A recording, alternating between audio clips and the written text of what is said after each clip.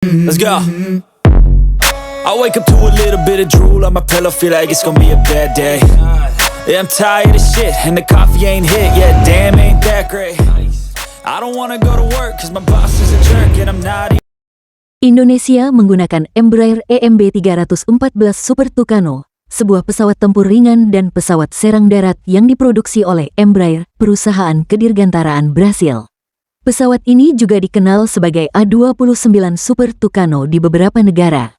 Pesawat EMB 314 Super Tucano mulai digunakan oleh Tentara Nasional Indonesia Angkatan Udara TNI AU sejak tahun 2012. Pesawat ini dibeli sebagai pengganti pesawat Rockwell OV-10 Bronco yang sudah tua. Super Tucano dioperasikan oleh Skadron Udara 21 yang berbasis di Pangkalan Udara Abdul Rahman Saleh, Malang, Jawa Timur. Super Tucano digunakan oleh TNI AU terutama untuk misi counterinsurgency, serangan udara taktis, dan patroli perbatasan. Selain itu, Super Tucano juga digunakan dalam pelatihan pilot tempur dan sebagai pesawat dukungan udara dekat yang ekonomis. Menggunakan mesin turboprop yang lebih efisien dibandingkan dengan jet tempur, sehingga biaya operasionalnya jauh lebih rendah, memiliki kemampuan manuver yang sangat baik, menjadikannya ideal untuk misi serangan darat dan dukungan udara dekat. Dapat digunakan untuk berbagai jenis misi, mulai dari serangan udara hingga pengintaian dan patroli perbatasan. Hingga saat ini, TNI AU diketahui telah menerima sekitar 16 unit Super Tucano. Namun, beberapa pesawat mengalami kecelakaan, termasuk insiden pada tahun 2016 di Malang yang menyebabkan satu pesawat jatuh dan menewaskan 2 awaknya. Pesawat EMB 314 Super Tucano terbukti menjadi platform yang fleksibel dan andal untuk kebutuhan pertahanan Indonesia, khususnya dalam menjaga stabilitas dan keamanan di wilayah-wilayah yang sulit dijangkau. Embraer EMB 314 Super Tucano, juga dikenal sebagai A29 Super Tucano, adalah pesawat tempur ringan dan pesawat latih serang buatan Embraer. Program Super Tucano dimulai pada akhir 1990-an sebagai pengembangan dari pesawat latih militer Embraer EMB 312 Tucano, yang pertama kali terbang pada tahun 1980.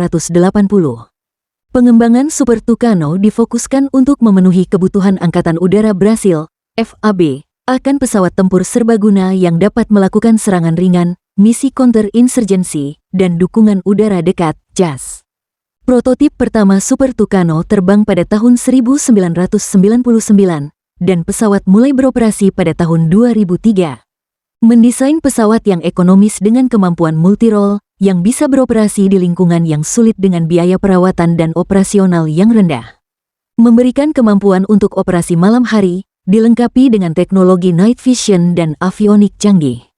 Pesawat EMB 314 Super Tucano, yang telah digunakan oleh TNI AU, Tentara Nasional Indonesia Angkatan Udara, sejak 2012, memang dirancang untuk kebutuhan tempur yang spesifik.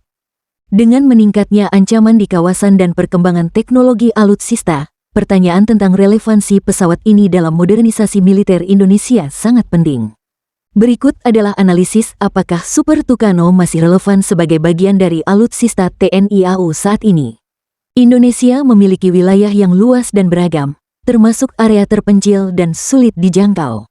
Super Tucano sangat efektif untuk misi counterinsurgency kontra pemberontakan, dan dukungan udara dekat berkat kemampuan lepas landas di landasan pendek dan operasional di daerah terpencil. Pesawat ini juga banyak digunakan untuk pengawasan perbatasan di wilayah seperti Papua dan perbatasan Kalimantan, di mana ancaman insurgensi dan penyelundupan sering terjadi. Biaya operasional Super Tucano jauh lebih rendah dibandingkan dengan pesawat jet tempur seperti F-16 atau Sukhoi Su-30. Ini membuatnya ideal untuk patroli rutin dan misi berbiaya rendah, yang tidak memerlukan kemampuan supersonik atau teknologi mutakhir. Dalam konteks anggaran pertahanan yang terbatas, Super Tucano memberikan solusi yang efisien tanpa mengorbankan kemampuan tempur untuk skenario berintensitas rendah. Kemampuan persenjataan dapat dipersenjatai dengan senapan mesin, roket, bom pintar, dan bahkan rudal udara ke darat berpemandu, menjadikannya cukup tangguh untuk misi dukungan udara. Super Tucano tidak dirancang untuk dogfight, pertempuran udara ke udara, melawan pesawat tempur modern, sehingga kurang efektif jika harus menghadapi ancaman udara yang lebih canggih. Teknologi Super Tucano relatif ketinggalan zaman dibandingkan pesawat tempur generasi kelima yang menggunakan teknologi siluman, stealth, dan sistem avionik canggih. Super Tucano tidak dirancang untuk bertahan dari sistem pertahanan udara modern, seperti rudal permukaan ke udara jarak jauh atau radar canggih. Apakah masih relevan untuk alutsista modern? Meskipun ada kekhawatiran tentang usangnya teknologi Super Tucano, pesawat ini masih relevan untuk skenario tertentu dalam konteks pertahanan Indonesia. Jika dilengkapi dengan upgrade avionik dan sistem persenjataan, Super Tucano masih dapat berfungsi dengan baik dalam operasi dukungan udara dekat dan kontra pemberontakan.